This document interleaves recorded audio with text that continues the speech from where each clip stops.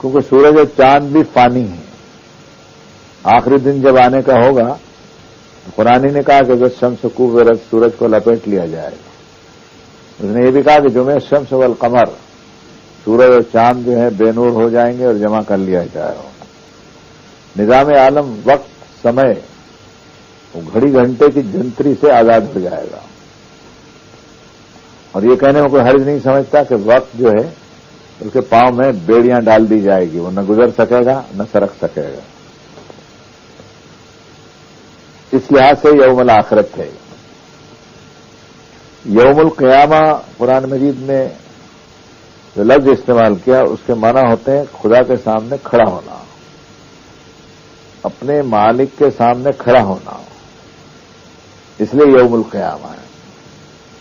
قرآن مجید میں ایک نام اس کا یوم الحساب رکھا گیا ہے. حضرت ابراہیم کی دعا میں ہے رب اغفر لی ولوالدی وللمؤمنین یوم یقوم الحساب. اللہ میری مغفرت فرما, میرے ماں باپ کی اور سب ایمان لانے والے مرد اور عورتوں کی مغفرت فرما حساب کے دن. معلوم ہوا کہ انسان کی زندگی کا حساب ہونا ہے. جنہوں نے کھوکھلی مذہبیت سے یہ تصور قائم کیا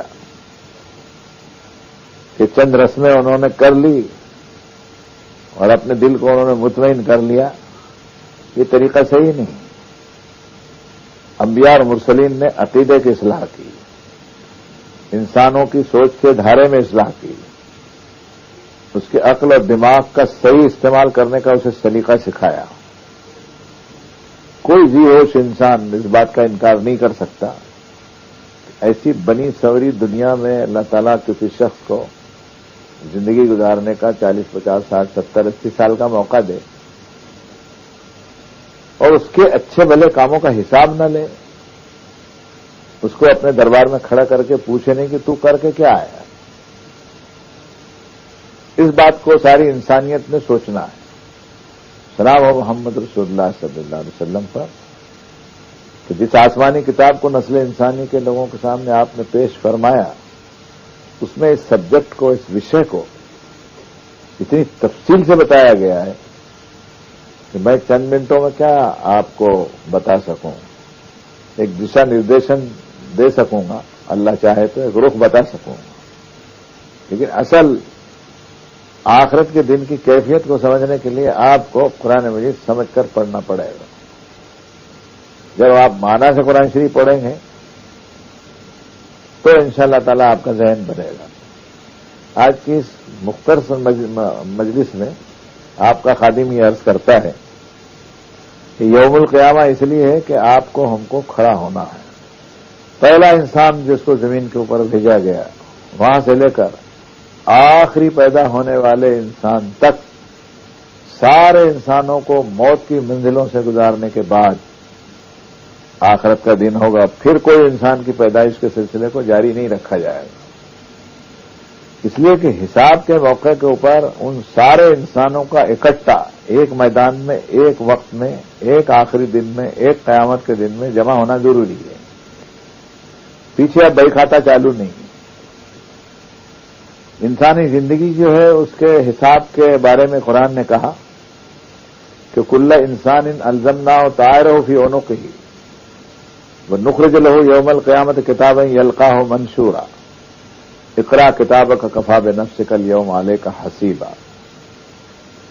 ہر انسان کا نام عمل ہم نے اس کی ایک ایک حرکات اور سکنات کو نوٹ کر کے لکھا کر کے اس کے گلے کا ہار بنا کے لپیٹ دیا,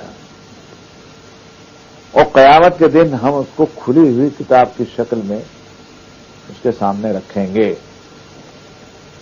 اور ہر انسان سے یہ کہا جائے گا کہ اقرأ کتابک کا اپنا لیکھا جوکھا, اپنا نام عمل, اپنا کرم پتر, جو کچھ تو نے دنیا میں اچھا بھلا کیا پڑھ لو. اس کو اس جھگڑے میں نہ جائیے کہ انگریزی میں ہوگا یا ہندی میں ہوگا, مراٹھی میں ہوگا, عربی میں ہوگا, جس زبان میں بھی ہوگا آپ سمجھ رہے ہوں گے. اقرأ کتابک کفی بنفسک اليوم علیک حسیبا.